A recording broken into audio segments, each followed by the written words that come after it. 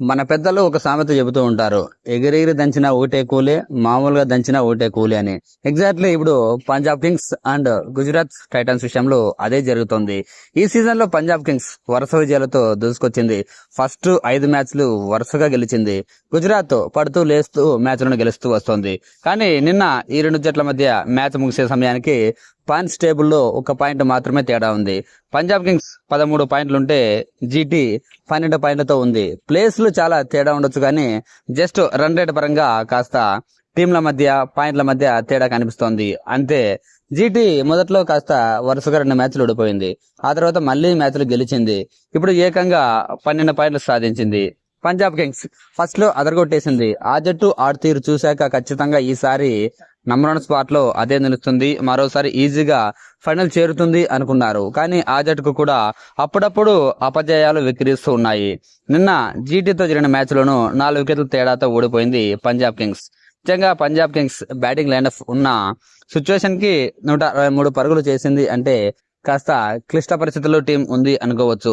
ఎందుకంటే ఈజీగా 264 పరుగులను చేయింగ్ చేసిన టీం ఈ రోజు 164 పరుగులు కూడా చేయలేకపోయింది అంటే ఆ జట్టు బ్యాటింగ్ వైఫల్యం గురించి ప్రత్యేకంగా చెప్పాల్సిన అవసరం లేదు. మరి ముఖ్యంగా ఆ జట్టుకు ప్రధాన బలం ప్రియాన్ షారియా, ప్రమసిమ్రన్ సింగ్ ఓపెనర్లు. కానీ ఆ ఓపెనర్లే ఫెయిల్ కావడం, వన్ డౌన్ లో వచ్చిన కువర్ కనోలీ కూడా ఫస్ట్ బాల్ కి డక్అవుట్ కావడం, కెప్టెన్ అయ్యర్ 19 పరుగులు చేసినా స్లోగా బ్యాటింగ్ చేయడం, మిగతా బ్యాట్స్మెన్ కూడా ఫెయిల్ కావడంతో ఆ జట్టు అనుకున్నంత స్కోర్ చేయలేకపోయింది. అయితే అనూహ్యంగా ఒకనొక స్టేజ్ లో 50 పరుగుల లోపే 5 వికెట్లు కోల్పోయింది. అంటే ఆ టీం అట్లీస్ట్ 100 పరుగులైనా చేస్తుందా లేదా అనిపించింది. కానీ ఆ టైంలో సూర్యాన్ష్ హెగ్డే 57 పరుగులు చేశాడు. 5 సిక్సర్లు 3 ఫోర్లతో 29 బంతుల్లోనే. అటు స్టోనిస్ కూడా మంచి ఇన్నింగ్స్ తో ఆకట్టుకున్నాడు 40 పరుగులతో. చివరిలో మార్కో జాన్సన్ 6-4 సాధించి 20 పరుగులు చేయడంతో పంజాబ్ కింగ్స్ 163 పరుగులు చేసింది. 20 ఓవర్లకు 9 వికెట్లు కోల్పోయి. ఇక జీటీ బౌలర్లు జేసన్ హోల్డర్ ఈ మ్యాచ్ లో అద్భుతంగా బౌలింగ్ వేశాడు. 4 ఓవర్ల తన స్పెల్లో 24 పరుగులు మాత్రమే ఇచ్చి 4 కీలక వికెట్లు తీశాడు. అలాగే కగిసో రబాడా అప్పుడప్పుడు భారీగా పరుగులు ఇస్తున్నప్పటికీ ఈ మ్యాచ్ లో కట్టడి చేశాడు. 4 ఓవర్లకు ఒక మెయిడెన్ ఓవర్ వేసి మరీ 22 పరుగులే ఇచ్చాడు. అటు సిరాజ్ కూడా 2 వికెట్లతో సత్తా చాటాడు.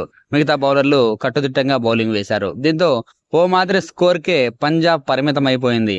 ఆ తర్వాత జీటీ చేజింగ్ లో ఫస్ట్ వికెట్ కు శుభ్మన్ గిల్ తొందరగానే కోల్పోయింది. 2వ ఓవర్లోనే అతను అవుట్ అయ్యాడు. అయితే ఆ తర్వాత మాత్రం దాదాపు 50 పరుగుల పార్ట్నర్షిప్ ను బిల్డ్ చేశారు సాయి సుదర్శన్, జాస్ బట్లర్. ముఖ్యంగా సుదర్శన్ తన ఫామ్ ను కంటిన్యూ చేస్తూనే ఉన్నాడు. 57 పరుగులతో టాప్ స్కోరర్ గా నిలిచాడు. అటు చివర్లో వాషింగ్టన్ సుందర్ 40 పరుగులతో ఫినిషింగ్ చేశాడు. మిగతా బ్యాట్స్మెన్లు సందర్భానుసారంగా రాణించడంతో జీటీ మరో బంతి మిగిలి ఉండగానే చేసింది. ఈ మ్యాచ్ లో హర్షదీప్ సింగ్ సూపర్ గా బౌలింగ్ వేశాడు.